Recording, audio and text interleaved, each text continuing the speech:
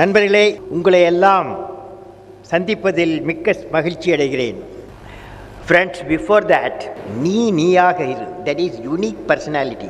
நீங்கள் அனைவரும் தனித்துவமானவர்களே. ஆனால் இந்த உலகம் இரவும் பகலும் கடுமையாக உழைத்து கொண்டிருக்கிறது. ஏனென்று தெரியுமா? உங்களையும் மற்றவர்களைப் போல ஆக்குவதற்காக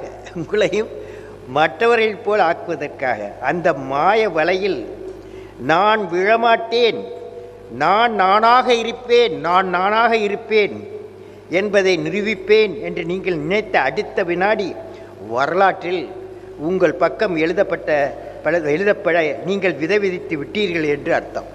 புரியுதா? அதாவது நீயாக இரு. ஒவ்வொருவரும் தனித்துவத்தோடு இருக்க வேண்டும், மற்றவர்களைப் போல இருக்க வேண்டாம் என்பதுதான் அதன் அர்த்தம்.